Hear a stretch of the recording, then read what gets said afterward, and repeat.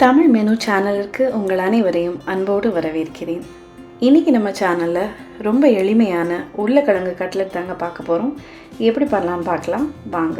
இதுக்கு தேவையான பொருட்கள்: 3 உருளைக்கிழங்கு குக்கரில் 3 விசில் வச்சு எடுத்துருக்கிறேன். ஒரு பெரிய வெங்காயத்தை பொடியாக நறுக்கி வச்சுருக்கிறேன். 3 பல் பூண்டு பொடியாக நறுக்கி வச்சுருக்கிறேன். 1 டேபிள் ஸ்பூன் பெருஞ்சீரகம் அண்ட் கட்லெட் செய்ய தேவையான மசாலா தூள். உருளைக்கிழங்கை கையை வச்சு உடச்சி விட்டுட்டு பொடியாக நறுக்கின வெங்காயம், பூண்டு, பெருஞ்சீரகம் ஆட் பண்ணிவிட்டு 1 டேபிள் ஸ்பூன் மிளகுத்தூள், 1/4 டேபிள் ஸ்பூன் மஞ்சள் தூள், 1/2 டேபிள் ஸ்பூன் சாம்பார் தூள், 1 டேபிள் ஸ்பூன் சீரகத்தூள் and 1/2 table spoon garam masala, தேவையான அளவு உப்பு எல்லாத்தையும் போட்டு கையை வச்சு ஒரு மிக்ஸ் பண்ணுங்கள்.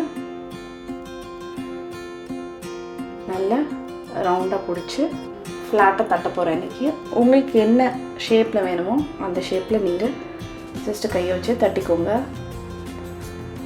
இது ரொம்ப சிம்பிள் அண்ட் ஈஸிங்க. யார் வேணாலும் பண்ணிடலாம். உருளைக்கிழங்கு இருந்தால் போதும். எல்லாத்தையும் இப்போ தட்டியாச்சு. ஒரு முட்டையை அடித்து வச்சுருக்கிறேன். நல்லா பீட் பண்ணி அதில் கட்லெட்ஸை டிப் பண்ணி 2 பக்கமும் ஆயிலில் ஷாலோ ஃப்ரை பண்ண போகிறோம். ரொம்ப யம்மியாக இருக்குங்க.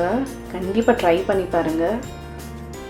சாம்பார் சாதத்துக்கு, வெந்தய குழம்புக்கு, புளிக்குழம்பு, ரசம் சாதம், தயிர் சாதம் எல்லாத்துக்கும் ரொம்ப பிரமாதமாக இருக்கும்.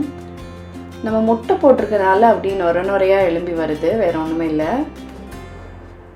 3 நிமிஷம் அந்த பக்கம், 3 நிமிஷம் இந்த பக்கம் போதும்.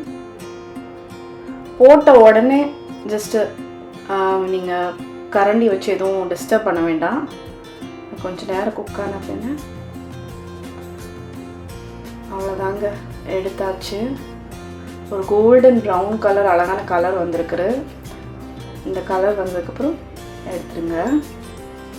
அவ்வளோதாங்க, யம்மியான பொட்டேட்டோ கட்லெட். நல்லா கிறிஸ்பியாக இருக்குது, முட்டைலாம் போட்டிருந்ததுனால.